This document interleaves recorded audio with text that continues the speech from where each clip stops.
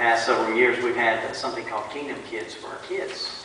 And Joe and Elise have been missionaries with Wycliffe for quite a while now. And one of the things that Wycliffe does is that they prepare Bible translations for people groups that don't have the Bible in their own language.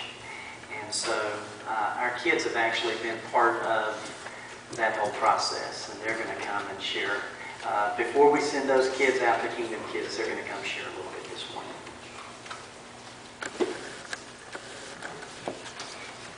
Could we have all the Kingdom Kids come up here? And the Junior Kingdom Kids? And the future Junior Kids.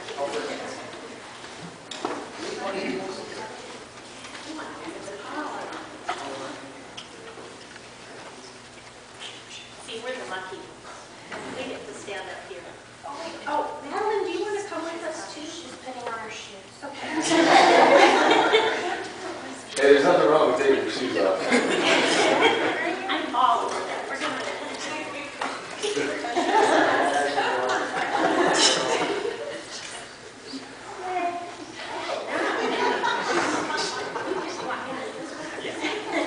This is totally unscripted, so bear with us. Earlier this year, we wanted to do something to help teach the kids about Bible translation and what they could do. Because sometimes kids can think, you know, I'm so little, and how in the world can I do anything that would amount to anything? But we have been working with them, and we wanted to show them that they, even though they're kids, they can do something tangible that would affect Bible translation. Wycliffe has several translation projects that you can give to, and so we as a class have adopted one of those projects, and so we wanted to show you now the results of what they have been doing. And as Joe said, this is unscripted. Your kids are awesome because they haven't a clue what we're doing. Okay, what we're going to do, first of all, these really, as Joe said, these are our Kingdom Kids, our older ones. These are Junior Kingdom Kids, and these are future Junior Kingdom Kids. But there was one Sunday when we had the whole group, from Aiden on up to JT, and Peter, who's not here. And so we let everybody take part in it. So we're going to share with you. We're going to ask these kids some questions, and they have done some amazing posters that they've been very patient to show you.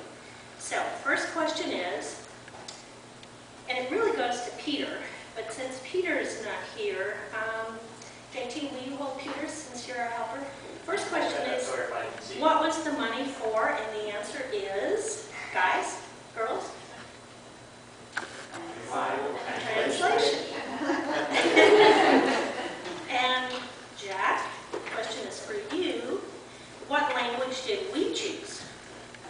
We chose Yaru Islands. No. Kingdom Kids. For those of you who are going to go home and Google Yaru Islands, you're not going to find it. Because is there such a place? No. Yes, but that's not the real name. There's not a Yaru Islands, that's right. It's a sensitive area, and so the name has been, it's like a pseudonym. It's been given so that we could call it something while they save money for it. And what is it going to cost to translate this language? Oliver, you've got that one. Wow, that's a lot. $176,471 is what it will cost to translate this language. Okay, Aiden, this next one's yours. You want to get down so you can hold it? The next one, you want to get down? Okay, can you give me Aiden's? You want to hold this one up? This is, you want to hold it? Okay, I'll hold it for him. Our goal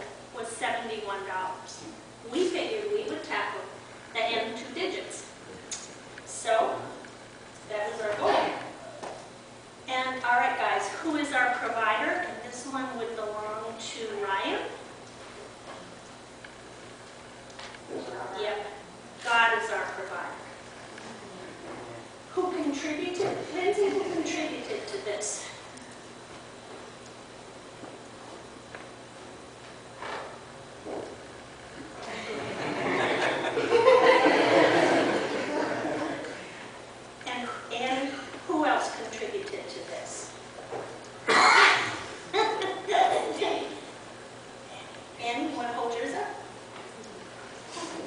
Because there were many. You did. Because there were many who brought in dimes, nickels, pennies, and quarters. And actually, there was one family, no names mentioned, the Glens, who brought in a whole bucket of money. So everybody had it. And first, next, Lukey, what do we say before we get the toast? What do we say? Thank you to all of you and to God. And then what we'd like to do, now guys, you can put your posters down for just a minute. And if you all want to kind of stand in a line, we are going to present to you a check to the Yaru Island Project from the children, the congregation of Redeemer, in the amount of,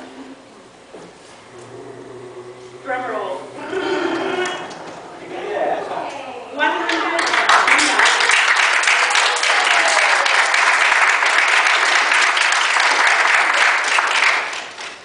And we thank you very much.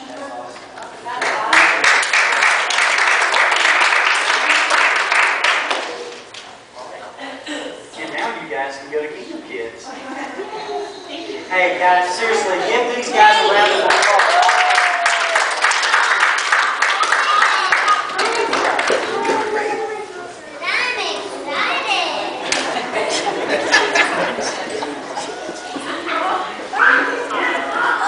One quick question. Why would we not give everything we have for those kids to know Jesus? Why would we not spend a little extra time on Sunday morning serving in a nursery or in a Kingdom Kids room as a teacher or an aide? I mean, there is the future of the church. We just saw it. And I'm excited. Did you see their excitement?